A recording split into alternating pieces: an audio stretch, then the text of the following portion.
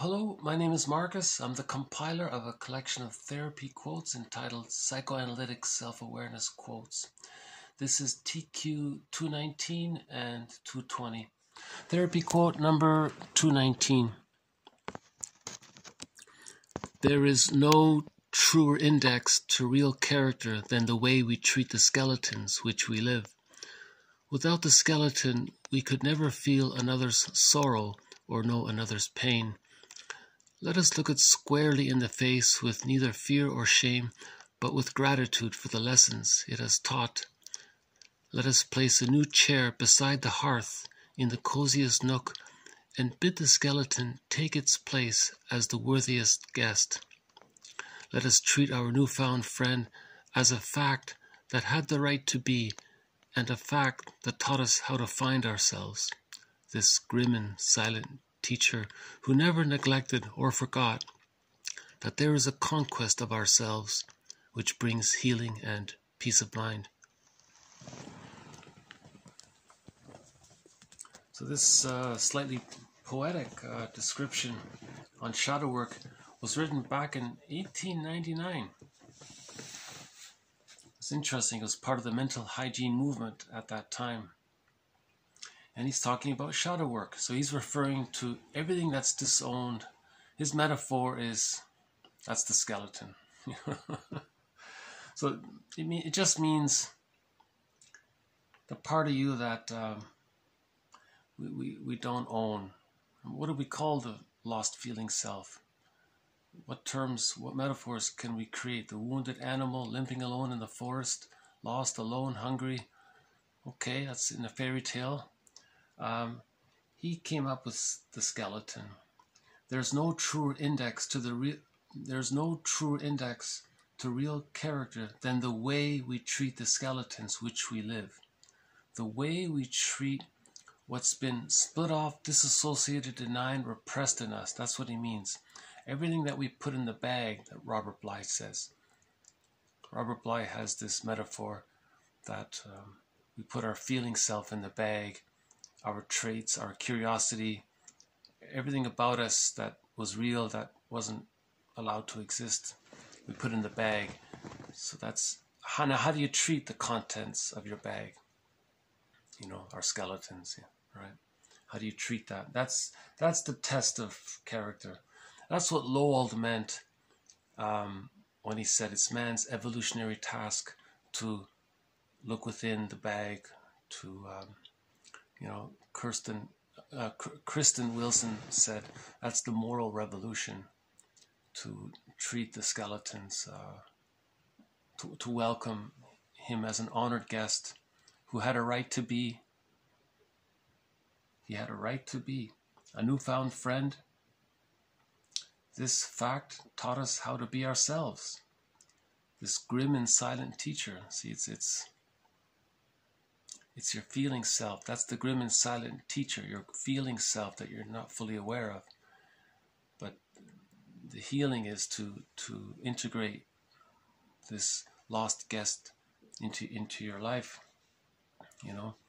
And he's the one that teaches you that there's a conquest of ourselves. That's what it means, to integrate. The conquest of ourselves means you heal the split. See, if the splitting's there, you haven't mastered yourself. Right? When you heal the split and reach whole object relations, that's the conquest, that's the achievement, that's the whole object, the Ubuntu. You find your humanness in your humanity. And this little poem,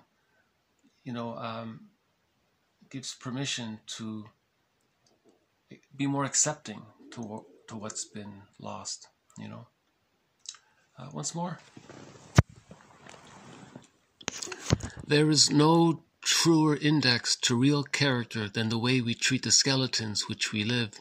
Without the skeleton, we could never feel another's sorrow or know another's pain. Let us look it squarely in the face with neither fear or shame, but with gratitude for the lessons it has taught. Let us place a new chair beside the hearth in the cosiest nook and bid the skeleton take its place as the worthiest guest. Let us treat our newfound friend as a fact that had the right to be, and a fact that taught us how to find ourselves. this grim and silent teacher who never neglected or forgot that there is a conquest of ourselves which brings healing and peace of mind. So it's a little booklet called The Skeleton in the Closet, 1989, by Darrow, D-A-R-R-O-W. You know, he says the worthiest guest, to emphasize how valuable this is. Your real self. This is your real feeling self. That's the worthiest guest, really. It's the real you, you know. See, your real you, the real self, comes from the integration of your lost feeling self. See, it brings peace of mind and reparation and healing. See, when you integrate, it brings peace of mind. You're living in the present. You're no longer haunted by the skeleton, right? You're no longer caught in the repetition compulsion that has gone awry. See, if you don't do this, then you're caught in transference, projection, all of the defense mechanisms that the baby had to acquire to survive his childhood, which involved splitting and repressing the feelings of the real self. So how do we deal with the pain? Good question. TQ 220. How do we deal with the pain?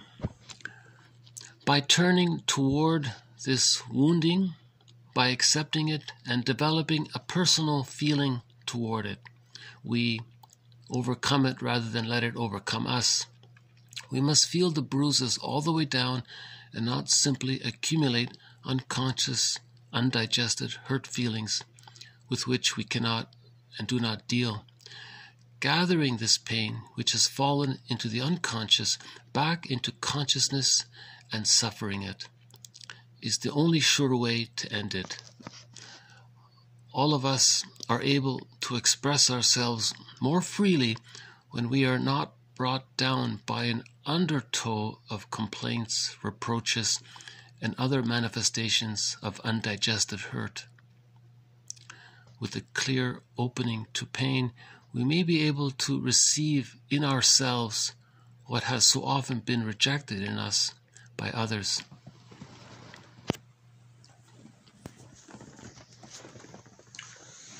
That pretty much describes a lot, doesn't it? To receive in ourselves what has so often been rejected in us by others. So that's the self-reparenting. That's the moral agency to be responsible for healing ourselves. You know, and she uses that phrase, suffering, man of constant sorrow. Is that?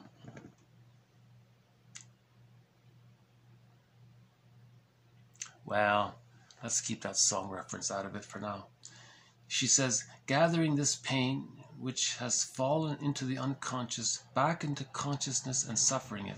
See, that's that clip before from Poseidon. Poseidon tells Odysseus, you're going to suffer now. He means you're going to feel your feelings, and they're calling that to suffer inwardly, to experience, to feel it. It's hard.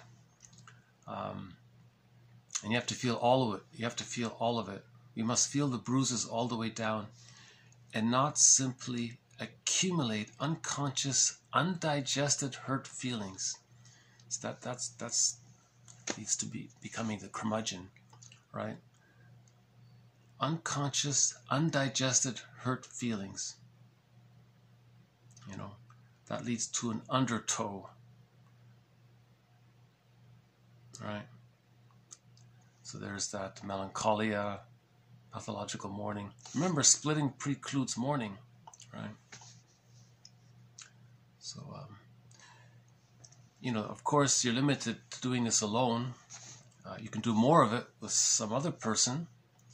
There was a movement called co-counseling, a guy named Harvey Jackins, I think.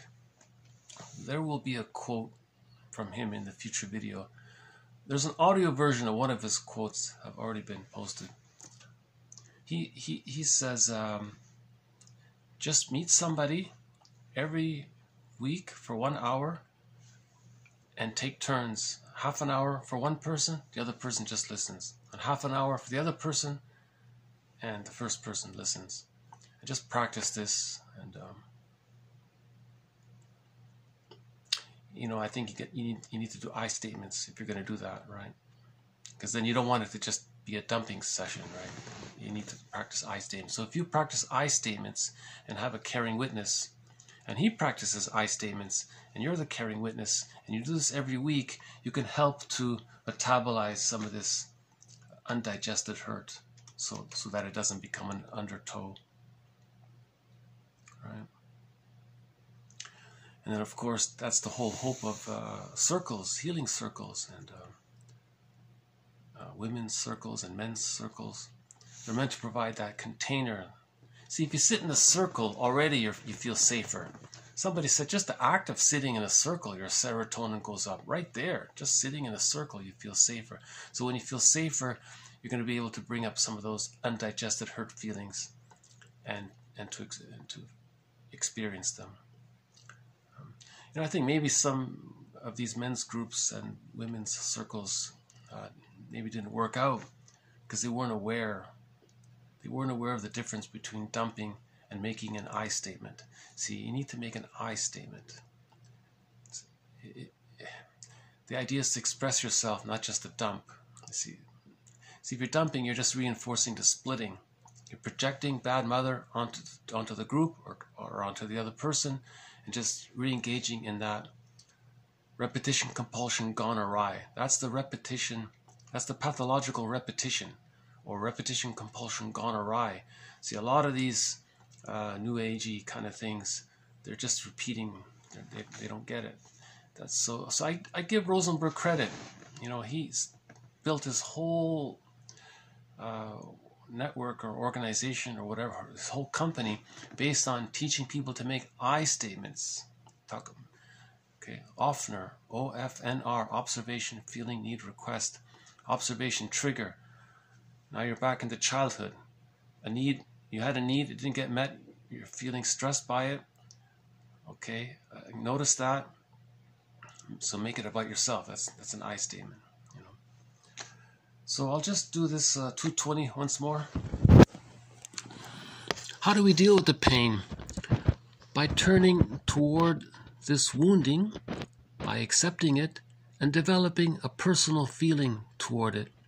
We overcome it rather than let it overcome us.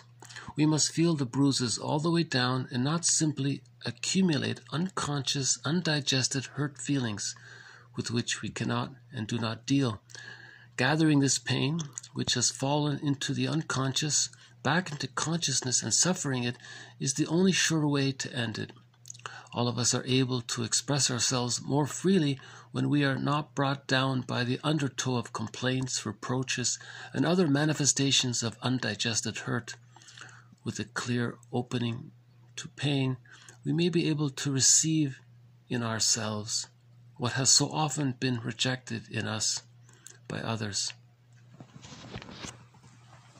See that first part there as well. And developing a personal feeling toward it. That's important. So if you have a feeling you're triggered, a feeling comes up, what's now your relationship to this pain going to be? What's your personal feeling towards this pain? Do you say, aha, hello, there you are, you know, and welcome it? That's developing a personal relationship with your pain so that the pain feels safe to come up in your presence. And you're the caring witness. Grief is healed when it's witnessed by a caring other. You're the caring witness to yourself. Right? Or if you're doing it with a friend, they may be the caring witness. If it's in a circle, collectively the circle can be the caring witness. You know. And yeah. This is another quote from the Ulanovs, or one of them, Anne Ulanov.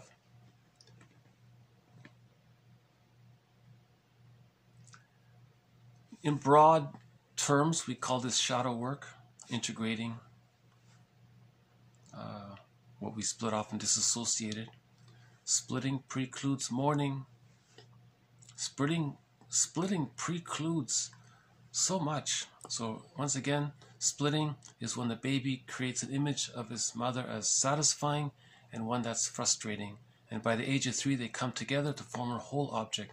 But if there's arrested development and the split stays there, splitting precludes mourning. So we want to integrate the parts to create a whole object relation. And you know, I think these 2 quotes are a good follow-up to the previous quotes from today as well. They all kind of build on each other.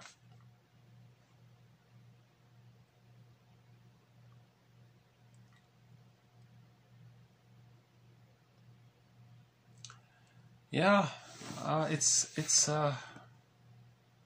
so easy, you know. An undigested hurt feeling comes up. Sometimes it's too much, and you run to the fridge and grab a box of cookies. So sometimes it's limited to how much we can process ourselves, and ideally you have a soulmate, you know, a person, a confidant, or someone you can talk to, all right? And, that's why they say relationships are healers, you know. Relationship is healing and all that. In the context of making I statements and mourning, rather than just unconscious repetition of the broken record, the repetition compulsion gone awry. That's where you get back into the negative union, and nothing gets resolved that way. You see, that's the dysfunctional relating. Right? This has been TQ 219 and TQ 20. Thank you very much. More to follow. See you next time. Bye for now.